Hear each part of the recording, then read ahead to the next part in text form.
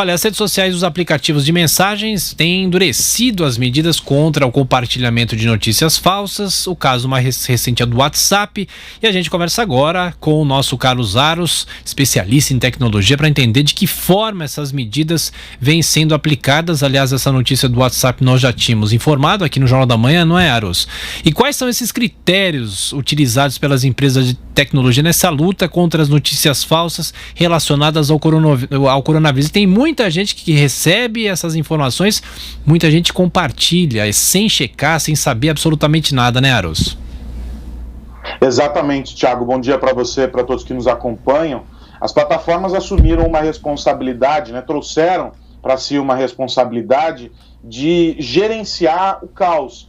Muitas pessoas compartilhando notícias falsas com a intenção de compartilhar essas notícias e criar um entendimento torto, equivocado sobre tudo o que está acontecendo, e outras pessoas compartilhando essas mesmas notícias pelo puro desconhecimento, pela falta de um entendimento claro de que se tratam de notícias falsas, de fatos que são forjados ali para parecerem verdades. E as plataformas assumiram esse papel de fazer essa mediação e tentar limitar o alcance dessas publicações. Ocorre que, ao fazer isso, sem que regras claras estejam colocadas sobre a mesa, as plataformas acabam, em alguma medida, esbarrando na censura. Em alguns casos, elas acabam agindo com um erro para corrigir um outro erro.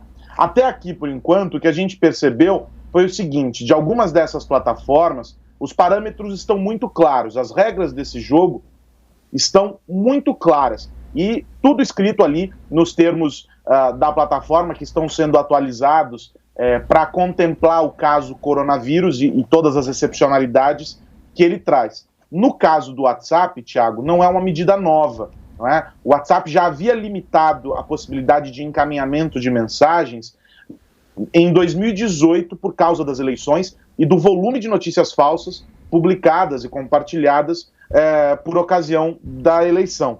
E aí, agora, eles endurecem ainda mais essa medida, diminuindo de 5 para uma pessoa a possibilidade de encaminhamento. Então, as pessoas podem compartilhar para um contato por vez e não mais em massa, 5, em um número maior do que 5, como era no início da plataforma.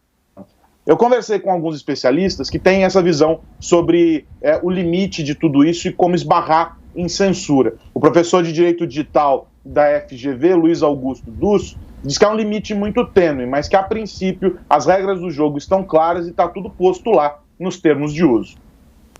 Então, quando analisamos se há ou não censura nesse tipo de atitude dessas redes sociais, hoje, claro, não podemos de maneira alguma censurar. É um direito constitucional de todos de falar. Mas, quando há o combate às fake news, as plataformas também, de posse do aceite, quando os indivíduos estão utilizando a sua rede social e aceitam os termos de uso, podem excluir determinado conteúdo, desde que, claro, não fira a liberdade de expressão de todos. E aí, Tiago, tem um detalhe sobre a postura das plataformas, que é o seguinte: quando a gente conversa com os executivos das empresas, a gente percebe que elas são bastante cuidadosas ao tratar do tema remoção de conteúdo, porque existe uma responsabilidade que elas assumem e que não necessariamente é delas. Quando crimes estão sendo cometidos, quando violações estão sendo cometidas dentro da rede, elas têm de atuar de maneira mais efetiva, mas elas precisam estar respaldadas pela lei. A legislação precisa ser cumprida e os agentes fiscalizadores do cumprimento da lei precisam entrar em ação também dentro do ambiente digital. Então, o que as plataformas acabam pleiteando, no caso das notícias falsas, é justamente isso, que medidas mais efetivas em um âmbito muito maior do que o do ecossistema dessas redes sociais sejam adotadas. E aí, é claro, a gente sabe que a educação para as pessoas, para conseguirem entender o que é uma notícia falsa, aprenderem a ler notícia da maneira correta, é fundamental, talvez o primeiro passo. E aqui, para concluir, Thiago, um alerta muito importante nessa onda das notícias falsas.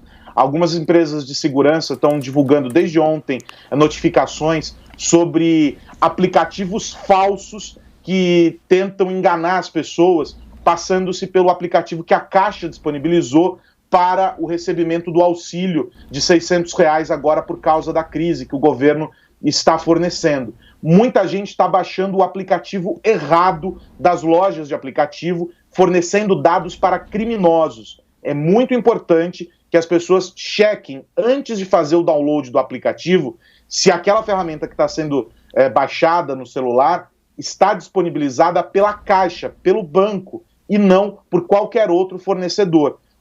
As lojas de aplicativos estão tentando, à medida que podem, apagar, eliminar esses aplicativos falsos, mas eles estão se proliferando em um volume grande. O mesmo vale por links que estão sendo compartilhados desde ontem, que já alcançaram mais de 6 milhões de pessoas com um cadastro falso para recebimento desse auxílio. Ou seja, além das notícias falsas, uma preocupação grande também com os ataques de cybercriminosos tentando enganar as pessoas nessa situação de bastante dificuldade. Tiago.